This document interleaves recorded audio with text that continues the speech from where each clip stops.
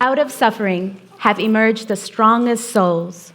The most massive characters are seared with scars. No other quote captures the impact that incarceration had on my life, or the lives of many Middle Eastern families I know, better than this one, by the great Lebanese poet Khalil Gibran. And while some scars are physical and therefore easily visible, many remain tucked away in the deepest chambers of our souls. Access to them is limited or denied by their holder, by cultural norms that reinforce a blind allegiance to silent suffering, because speaking openly about being the daughter of an incarcerated father was taboo. It demonstrated weakness and a desire for pity. By a criminal justice system that seeks to punish, deter, separate, and profit, rather than provide restoration, redemption, and reimagining what justice, forgiveness, and true community healing should be. My name is Reda Taleb, and my talk, Marhaba, Enti, hello, whose daughter are you, highlights how certain cultural norms actually perpetuate the harm that incarceration already has on impacted families. I grew up in Dearborn, Michigan, a city that boasts the largest concentration of Arab Americans in the U.S. When meeting someone for the first time, it's customary to instantly ask them, "Whose daughter are you?" To which a well-raised and respectful young lady should reply with her father's name, his name. It was like a computer chip that decoded your entire past, your present, and predicted your future, devoid of your individual merit or potential. This past April, I hosted a criminal justice reform event at the University of Michigan's Dearborn campus.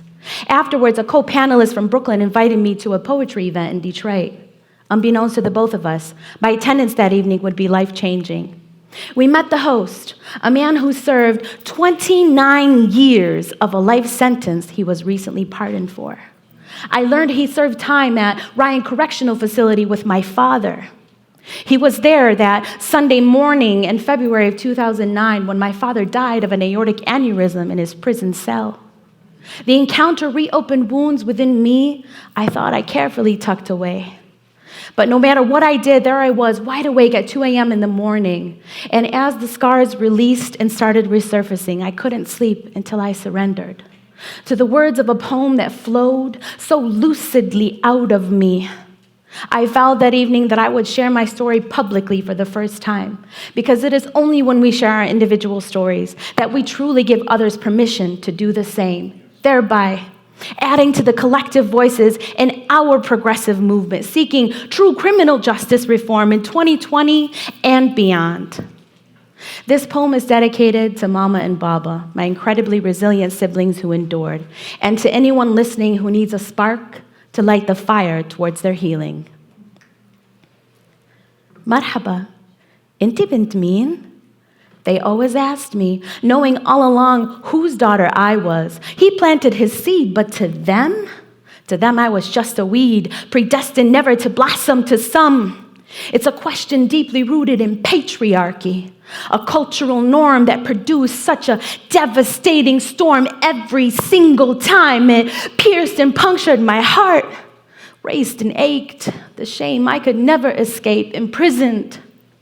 I was sentenced with him and did the time. Long before you met me and heard this rhyme, I've been pushing, pulling, connecting, calling, rising, and falling. "Excuse me, sister, is this seat taken?" he asked. "No, brother, it's all yours. It was yours before I even knew and drew the connection to the inevitable affection that your arms and shoulder told me.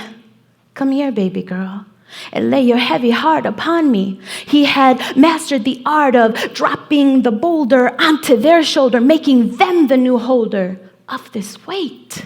His intent to create a life and legacy not built upon a predestined fate. Mariachi Margarita, we danced La Dolce Vita. He looked into my eyes. "My name is Reda. My father did 20 years at Ryan Correctional Facility. He died there 2 years before his release, days before I learned I was accepted into law school. Sister, your father was a gardener. He found his peace. He would be very proud of you. Tears flooded my eyes and flowed through me. I leaped into his arms, clutching, still yearning for a semblance, a remnant of my father. My brain couldn't process it all. Pushing, pulling, connecting, rising and falling. It's the Brooklyn way. He came my way to Detroit. What a sight, a vision. I swear it helped heal this deep incision that nearly broke me but woke me up to the dawn of a new day.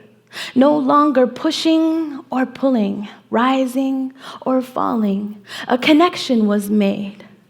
I am no longer shackled or shamed. You don't get to define me or my family name, the one that I proudly claim, because a woman's voice is a revolution, a just and nurturing solution. So now when they ask me, Marhaba, Enti bint min?